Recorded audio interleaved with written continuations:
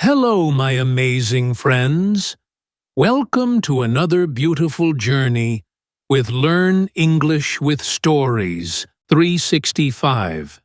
Today, I have something truly special for you. A story that is not only inspiring, emotional, and powerful, but also perfect for your English learning. This is more than a story. It's a lesson, it's a guide, and maybe, just maybe, it's the motivation you need right now. Let me ask you something. Do you ever feel like success is far away? Like your dreams are too big and your life is too small? Have you ever felt lost, unsure, or not good enough? Then stay with me, because this story is for you. Today, we're going to learn English through the life of a man who started with almost nothing. No computer, no rich family, no fancy education, just a small home in India, a deep love for learning, and a quiet determination.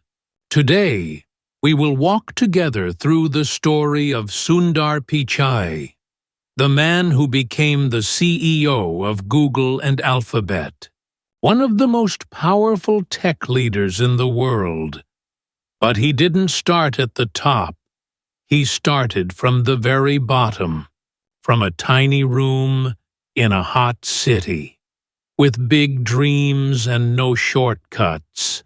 His journey is not just about becoming successful. It's about believing in yourself when no one else does. It's about being curious, staying humble, working hard, and never giving up. And that, my dear learners, is the kind of story that can change your life. And guess what? As we follow his path, step by step, you will improve your English. You will hear clear, simple sentences. You will learn everyday vocabulary. You will practice your listening skills with real-life examples. And by the end, you will feel stronger in both language and spirit. Because that's what we do here. We learn English through stories. Real stories. Motivational stories. Stories that help you grow. Not just in grammar and words, but in confidence, understanding, and hope. So sit back, relax, and listen carefully. Let your heart open. Let your mind focus. Because this might be the most important story you hear today. This is the story of Sundar Pichai. Let's begin. Chapter 1. The Little House in Chennai. In the busy city of Chennai, India, there was a small neighborhood full of life, sounds, and people. In this place, in a tiny two-room apartment, a baby boy was born on June 10, 1972. His name was Pichai Sundararajan, but the world would later know him as Sundar Pichai. His family was not rich. They didn't have a big house or fancy furniture. They didn't even have a refrigerator or a car. There was only one ceiling fan in the house, and during the hot summers, the heat made it hard to sleep. But they never complained. They lived simply, but they were happy. Sundar's father, Raghunatha Pichai, was an electrical engineer. He worked for a British company and spent his days fixing circuits, designing parts, and working hard to support his family. His mother, Lakshmi, had worked as a stenographer, someone who types quickly in shorthand. But she left her job to stay home and take care of Sundar and his younger brother. Their apartment was small. One room was used as the living room in the day and became the bedroom for the whole family at night. Sundar shared the space with his brother and sometimes even visiting relatives. It was crowded, noisy, and far from luxurious. But inside that little home, there was something special. Love, support, and big dreams. From a young age, Sundar was a curious child. He loved to ask questions. How does electricity work? How do telephones connect people? What's inside a machine? He would sit beside his father in the evenings, listening carefully to stories about the factory and the machines. He didn't always understand, but he paid attention. He learned to think deeply. He learned that behind every invention, there was hard work and imagination. When Sundar was 12 years old, the family got their first telephone. It was not a smartphone or even a button phone. It was a rotary phone, the kind where you had to turn the dial to call someone. Sundar was fascinated. He would dial numbers again and again. He started remembering phone numbers after calling just once. His family soon realized that Sundar had a gift, a photographic memory. Despite being very smart, Sundar was never proud or arrogant. He was soft-spoken, quiet, and polite. He didn't shout to get attention. He didn't try to show off. He sat at the back of the classroom and listened. But when the exam results came, his name was always at the top. He studied at Jawahar Vidyalaya, a regular school. It was not a rich or famous school, but the teachers were kind and the lessons were clear. Sundar didn't have access to expensive books or extra classes. He borrowed books. He made notes. He studied hard and used every opportunity he had. He didn't just study to pass exams. He studied because he loved learning. He found joy in solving problems. He liked math, science, and especially physics. He didn't have a computer at home. He didn't even see one until much later. But that didn't stop him from dreaming. In fact, his dreams were growing every day. Even though his house was small, his dreams were big. He believed that learning could open any door. And even though life was not easy, Sundar kept moving forward, step by step, with patience and faith. This was the beginning of a journey that would one day take him across the world, to the front of classrooms, into research labs, and finally to the top of one of the most powerful companies in history. But in this moment, he was just a quiet boy, sitting in a hot room in Chennai, thinking about the future. Chapter 2. Quiet Boy, Loud Dreams. Sundar Pichai was not the loudest boy in school. He didn't talk much, he didn't play the most, or laugh the loudest. He didn't try to lead the class, or show everyone how smart he was. But inside his heart, he was dreaming big. He went to school every day with his small school bag and a calm face. He always sat in the back row, where no one really paid attention. But his teachers noticed something special. Whenever they asked a question, Sundar knew the answer. Whenever there was a test, Sundar got the highest mark. breaks. He was the kind of student who didn't waste time. He didn't wait for others to push him. He was self-motivated. He liked reading, solving math problems, and thinking deeply. While other students were playing during breaks, Sundar often stayed in the classroom, reading or writing. He didn't have private tutors or extra coaching like some children. His family didn't have the money for that. He didn't own many books. He borrowed them from friends or the school library. Sometimes the books were old or had pages missing, but that didn't stop him. He just kept reading. One subject he really loved was science. He was especially interested in how things worked. He would look at machines, wires, and batteries with wide eyes. He once told a classmate, "Everything around us is made by someone who thought about it. I want to understand how." Even though his English was not strong in the beginning, he never gave up. He listened to English news, read textbooks, and learned new words one by one. He knew that if he wanted to grow, he had to learn how to communicate well.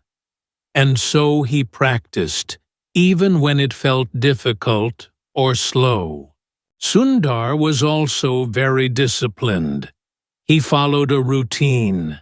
He came home, helped his mother, studied, ate dinner, and then studied again. He didn't complain. He didn't say, "This is boring." He didn't say, "I can't do this." He just did his work quietly, day after day. There was one thing that kept him going: his dream. He dreamed of doing something meaningful. He wanted to study at a great college. He wanted to learn more, see more, and do more. His parents never forced him to study, but they always supported him. They gave him love, trust, and belief. And that belief became his strength. At school, he joined in science quizzes and math competitions. He didn't always win, but he always learned. He once lost a school competition and came home quietly. His mother asked him, "Are you sad?" Sundar smiled and said, "No, I saw how the others solved the questions. I'll do better next time." That was Sundar, quiet but strong, shy but determined, always learning, always growing. As he got older, he moved to a better school, Vanavani Matriculation Higher Secondary School, located inside the IIT Madras campus. There, he saw something new. Students from smart families, professors who spoke fluent English, people who talked about science, engineering, and research. This new school opened his mind even more. He saw what was possible, and in his heart, a new dream started to grow. The dream of getting into one of the best engineering colleges in India. But dreams alone are not enough. Dreams must be followed by effort. And that's exactly what Sundar gave. He studied harder, woke up earlier, stayed up later, and kept improving. In this new world, Sundar still didn't try to shine in front of others. He didn't shout, "Look at me!" But those who watched closely, they knew, this boy is going somewhere. He may not have had perfect English. He may not have had fancy shoes or expensive bags. But he had something more powerful than all of that. a burning desire to learn, and a deep, quiet dream to do something great. And that dream was about to take him further than he had ever gone before. Chapter 3. The IIT Dream. Getting into the Indian Institutes of Technology, known as IITs, is not easy. It is one of the hardest exams in the world. Every year, millions of students prepare for it, but only a few thousand get selected. For Sundar, this was the mountain he wanted to climb. In his final years of school, Sundar became even more focused. He knew that to reach IIT, he had to be better than good. He had to be excellent. So he made a plan. Every day, he studied for hours. He didn't go out much. He didn't waste time. While others were relaxing, Sundar was solving problems. He didn't have a private tutor. He didn't have online courses or video lessons. He just had his books, his notebook, and a strong will. He used what he had. If he didn't understand something, he read it again and again. If a question was too hard, he broke it down into small steps. Sometimes he got tired. Sometimes the questions seemed impossible. But every time he felt stuck, he told himself, "If others can do it, so can I."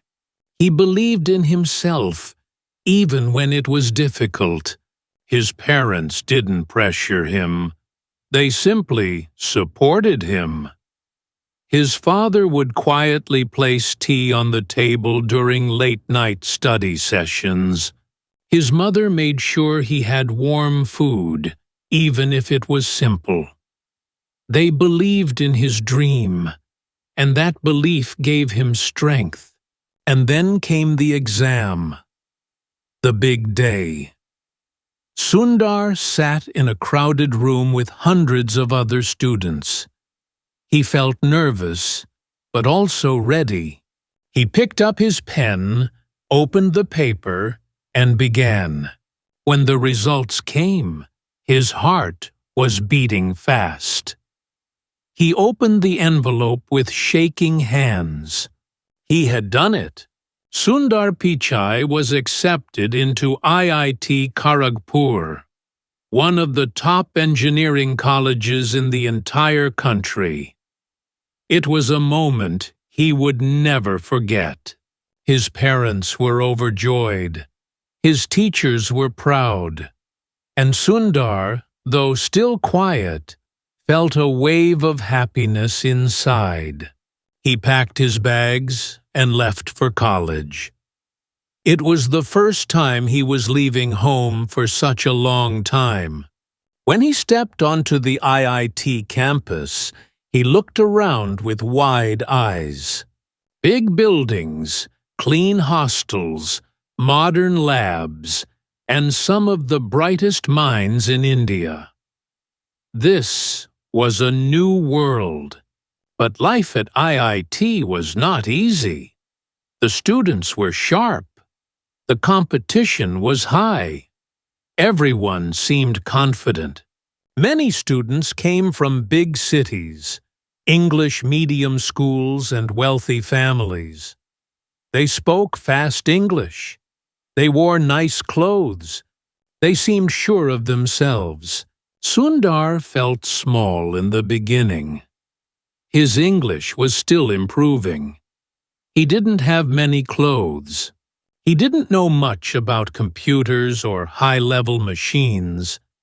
For a moment he wondered, "Do I really belong here?" But he didn't let that thought stay for long. He reminded himself, "I'm here because I earned it. I will learn. I will grow." Sundar chose metallurgical engineering. the study of metals and materials.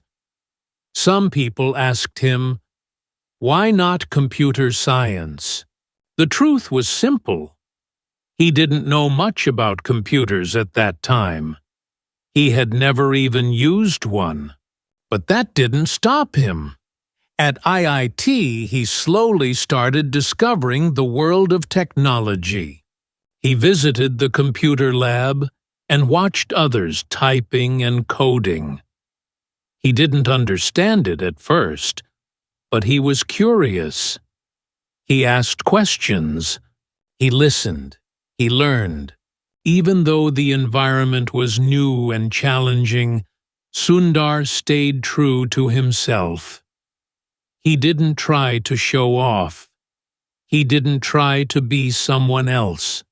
He just focused on learning, growing, and becoming better than he was yesterday. While others competed with each other, Sundar competed with himself. Every day, he tried to improve a little more. Every day, he worked a little harder. His professors noticed his attitude.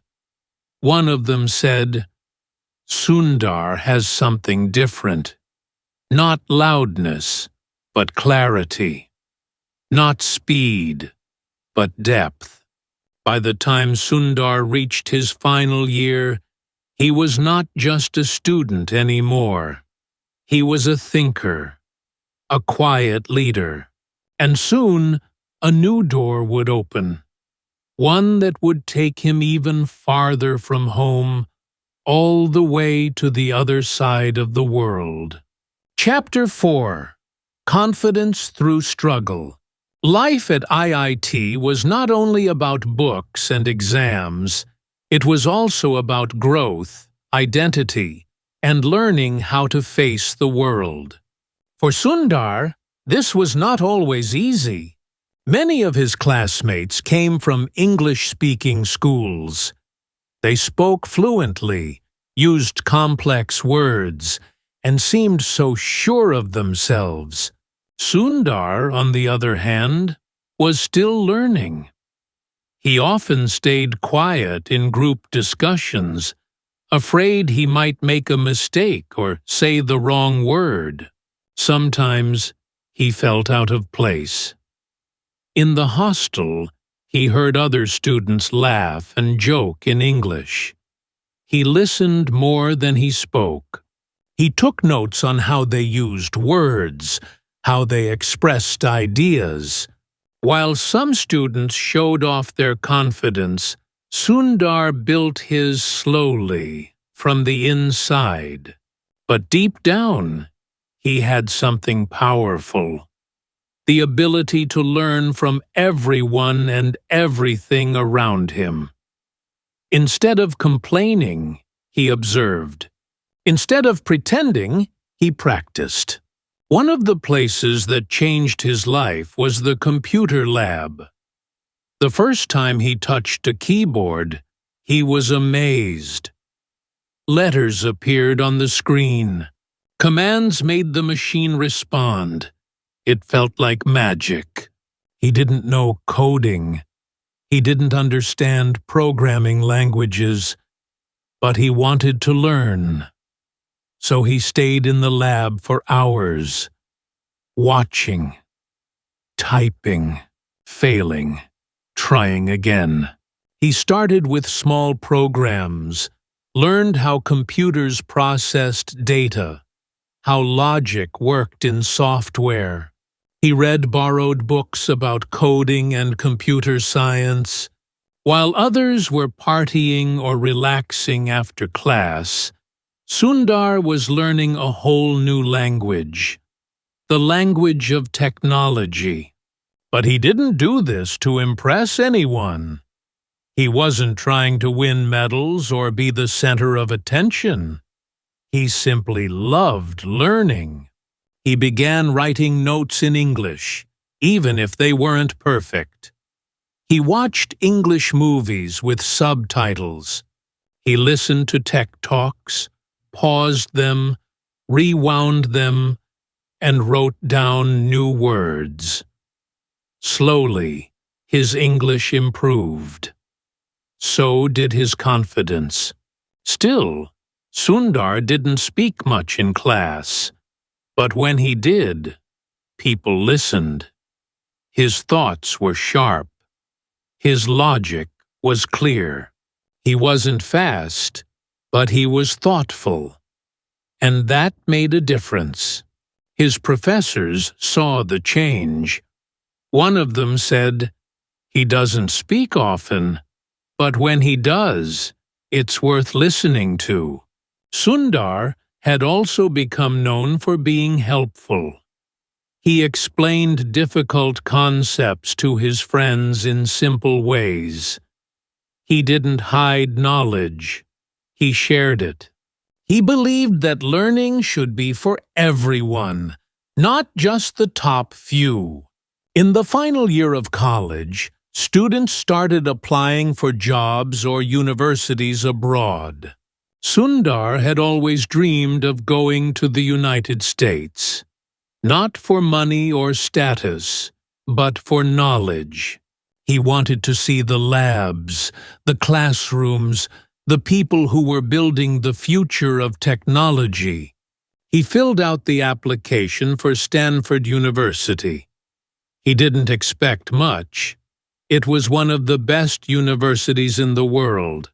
Thousands of brilliant students applied every year. But Sundar hoped. He sent in his documents, wrote his essays, and waited. Weeks later, he got the result. He was accepted. Sundar Pichai, the quiet boy from a small home in Chennai, was going to Stanford. It was a moment of pride for his entire family. His father had to take a loan to buy the flight ticket. It was expensive. It was risky, but they believed in him. They knew he wouldn't waste the chance. The night before he left, Sundar sat with his parents. They didn't say much, but in their eyes he saw love, trust, and hope. He packed a few clothes, some books, and a notebook. He didn't have fancy luggage or expensive gadgets, but he had something far more valuable: a mind ready to learn and a heart full of dreams. As the plane took off, Sundar looked out the window. India was slowly disappearing below. Ahead of him was a new country, a new world, and a new life. He didn't know what challenges were waiting. But he had faced many before. He knew one thing for sure: he would never stop learning. He would never give up. Chapter 5. A Ticket to America. When Sundar arrived in the United States, everything felt different. The roads were wider, the buildings taller, and the people spoke faster than he was used to. He stepped off the plane with just one small suitcase, a folder of documents, and a quiet determination in his eyes. Stanford University was like a dream. The campus was huge and beautiful, filled with palm trees, modern classrooms, and students from all over the world. Sundar had never seen anything like it. But starting a new life in a new country was not easy. Everything was unfamiliar. The culture, the food, the weather, and most of all, the way people spoke. English was now all around him. In lectures, in the cafeteria, in every conversation. At first, he struggled to keep up. His classmates spoke quickly, using slang and advanced vocabulary. Sometimes he didn't understand a joke. Sometimes he couldn't find the right words to answer a question. But he didn't panic. He did what he always did. He listened, he practiced, and he learned. At Stanford, Sundar studied materials, science, and engineering, continuing his path from IIT. But slowly, his attention began to shift. He started becoming more and more interested in computers, the internet, and software. One day, he visited the university computer lab. The screens glowed, keyboards clicked, and students were building things, programs, websites, digital tools. Sundar felt excited. He remembered the old computer lab back at IIT, but this was on a whole different level. He began spending more time there, learning new programming languages. He asked questions, even if they seemed basic. He watched how others worked, how they solved problems. He was quiet, but he noticed everything. He also began reading about businesses in Silicon Valley. Big names like Apple, Intel, and Microsoft surrounded him. The heart of the tech world was right outside his classroom, and inside him, a new kind of dream started growing. Not just to learn about technology, but to help build it. But life in America wasn't smooth. Living expenses were high. Sundar's family had already taken a loan for his education and flight. He had to be careful with every dollar. He shared a small room with other students, cooked simple meals, and didn't spend money unless it was absolutely needed. There were days when he felt lonely. He missed the smells of his mother's cooking. He missed his father's evening talks. He missed the streets of Chennai. But every time he felt low, he reminded himself, "I'm here for a reason. I must keep going." He got a part-time job at the university. It wasn't fancy, just helping in a lab and organizing research papers, but it helped him survive, and it kept him close to the world he loved. Learning. Slowly, his English got better. He started writing longer essays, giving clearer presentations, and asking more questions in class. Professors began to notice him. One of them said, "Sundar doesn't just learn, he absorbs, and then he creates something new." In time, Sundar completed his master's degree. But he wasn't done. He had more to learn, more to explore. So he joined a PhD program. But soon, another opportunity knocked on his door. One that would change his path forever. He got a chance to join a company called Applied Materials. It was a respected name in the tech industry. Sundar thought about it carefully. Should he continue his PhD or step into the working world? He chose to take the job. He believed that real learning also happens in real life. He wanted to see how the tech world worked outside of books and classrooms. It was a bold decision. He left the safety of academic life and walked into the fast-moving world of technology. In the office, Sundar was again surrounded by people who were faster, louder, and more confident. But he was used to that. He had seen it at IIT.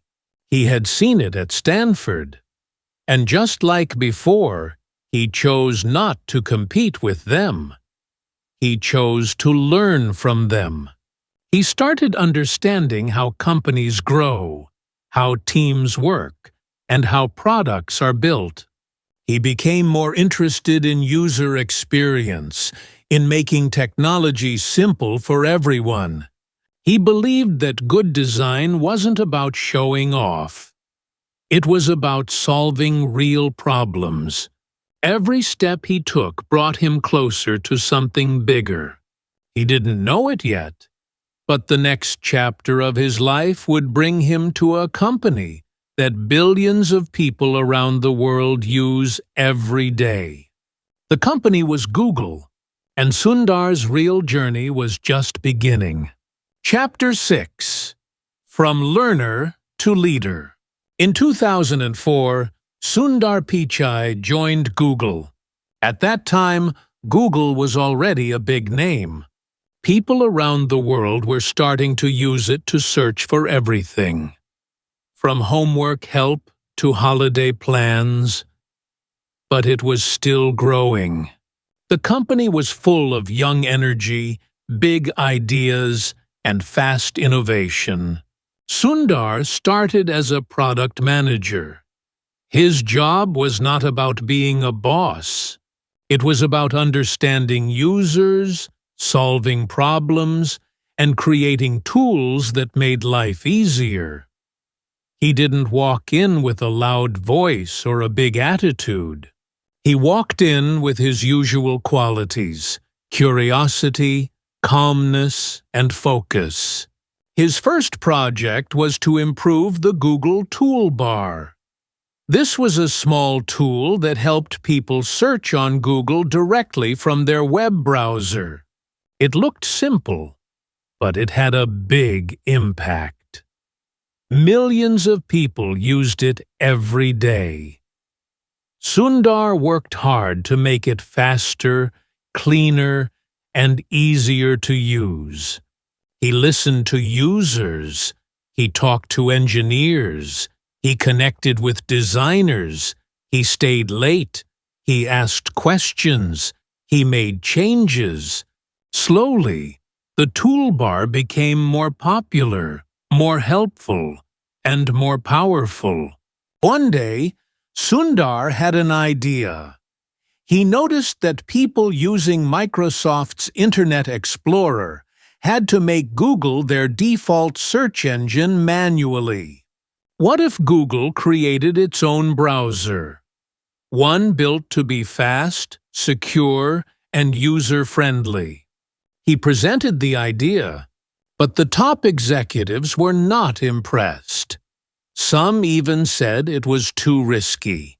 After all, competing with Microsoft's Internet Explorer was like fighting a giant. Why would Google build a browser? But Sundar believed in the idea. He kept explaining. He showed how it could improve user experience. He demonstrated how it could help Google grow even more. It wasn't easy. It took time, patience, and quiet persistence. But eventually, Sundar got the green light. And that's how Google Chrome was born. A small team started working on it, with Sundar leading the way. He didn't act like a boss. He acted like a teammate. He trusted people. He gave them space, and he always stayed focused on the user. When Chrome launched in 2008, people didn't expect much, but it quickly surprised everyone. It was fast. It was simple. It didn't crash often, and it made browsing the internet easier than ever. Within a few years, Google Chrome became the most popular browser in the world. That success changed everything for Sundar. People inside Google began to notice him more, not just because of Chrome, but because of how he worked. He didn't shout. He didn't take credit. He lifted others up, and he always kept the mission in mind: to organize the world's information and make it useful. After Chrome, Sundar started leading more projects: Gmail, Google Maps, Google Drive.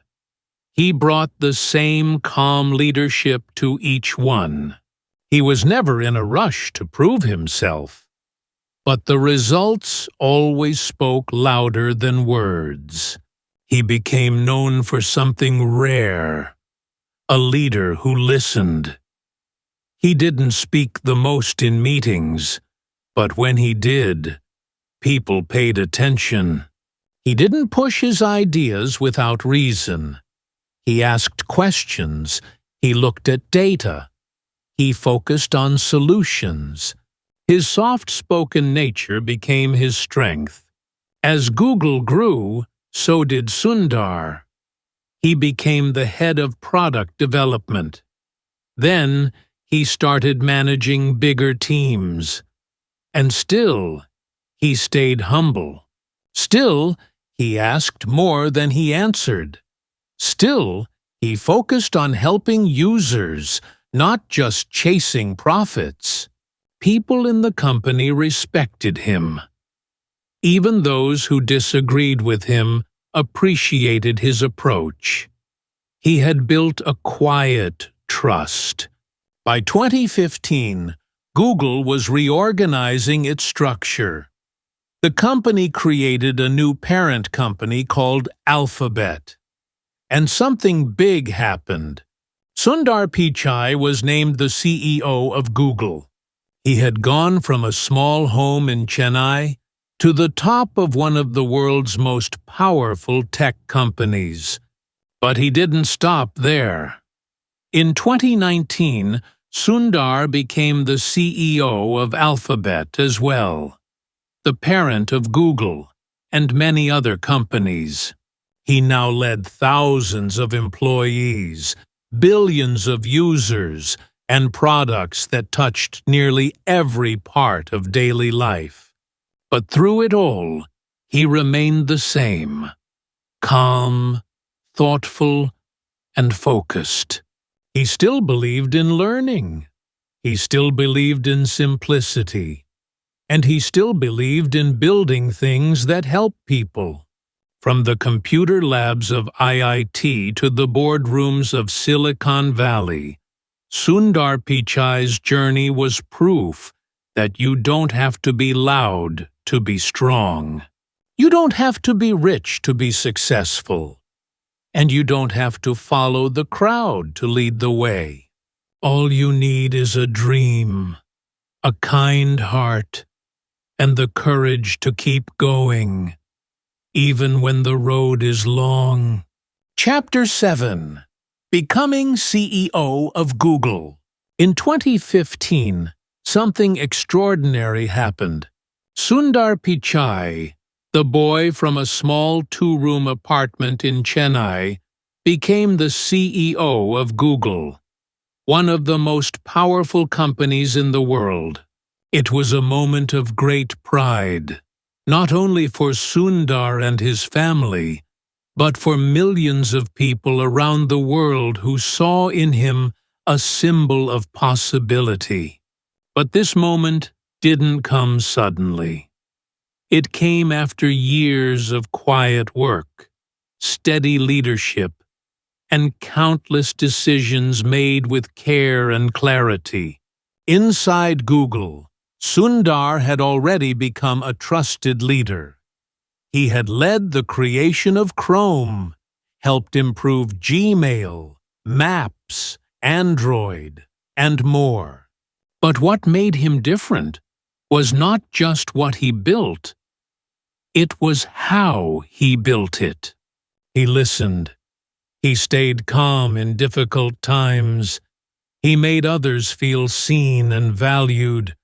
When Google's founders, Larry Page and Sergey Brin, decided to step back and create a new company structure, Alphabet, they needed someone to lead Google itself, someone who understood its heart, someone who could guide its future. They chose Sundar. He accepted the role with grace and humility. He did not hold press conferences to show off. He did not walk into the office with arrogance. Instead, he walked in with quiet confidence and a steady hand. As CEO, Sundar faced big challenges. The world was changing fast. Technology was growing rapidly. Users wanted more privacy. Countries wanted more regulation. Competitors were stronger than ever. But Sundar didn't panic. He did what he always did. He listened, he learned, and he led with purpose. He focused on making Google's services better, safer, and more helpful. He supported teams working on artificial intelligence, health, education, and clean energy. He believed technology should be for everyone, not just a few. In meetings, he encouraged open discussion. He didn't just want the best ideas from the loudest voices. He wanted good ideas from everywhere, even the quietest corners of the room. He reminded his teams, "Focus on the user, and all else will follow." Then, in 2019, another big change came. Larry and Sergey decided to step down from Alphabet. And once again, they chose Sundar to lead. Now, Sundar Pichai was not just the CEO of Google. He was the CEO of Alphabet, the parent company of Google, and many other powerful businesses like YouTube, DeepMind, and Waymo. The boy who once didn't have a computer, who once felt nervous speaking English, who once sat in the back of the classroom, was now guiding some of the most advanced technology on Earth. But Sundar didn't let the titles change him. He still spoke softly. He still listened more than he talked. He still believed in simplicity and clarity. He didn't need to raise his voice to be heard. His actions spoke louder. When asked about leadership, Sundar once said, "Wear your success with humility. Let others shine. Help people be the best version of themselves." Under his leadership, Google and Alphabet continued to grow. But more importantly, they continued to serve, to help people search, learn, communicate, and dream. Sundar never forgot where he came from. He visited schools. He spoke to young students. He encouraged them to believe in their dreams. He told them, "It's not where you start. It's what you do with what you have. Keep learning, keep asking questions, and don't be afraid of failure." Because he knew the truth, that every great journey begins with a small step, and sometimes the quietest child in the back of the class becomes the leader of the future. Chapter 8. Life Lessons from Sundar Pichai. Sundar Pichai's journey is not just a story of success. It is a story of values, of what it means to grow, lead, and stay true to yourself. His life teaches us many powerful lessons, not only for success in business, but for success in life. The first lesson is this: you don't need to be loud to be powerful. In a world where people often shout to be heard, Sundar showed that calm voices can lead nations. He didn't demand attention. He earned respect. Through careful listening, thoughtful decisions, and quiet confidence, he became one of the most trusted leaders in the world. He once said, "Good leaders care more about the people they lead than the title they hold. And that's what he did. He cared about users, about teams, about building technology that helps people. The second lesson: stay curious. From his childhood in Chennai to his days at IIT and Stanford, Sundar was always curious. He asked questions not to show off, but to understand. He never believed he knew everything. Instead, he believed there was always more to learn. That curiosity led him to computers. It led him to Chrome.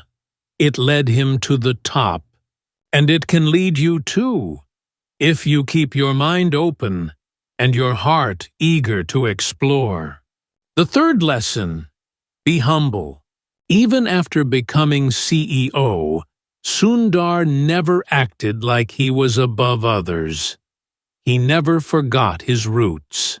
He spoke about his childhood, about sharing a small apartment, about not having a refrigerator or a television. He reminded people that success doesn't mean forgetting your past.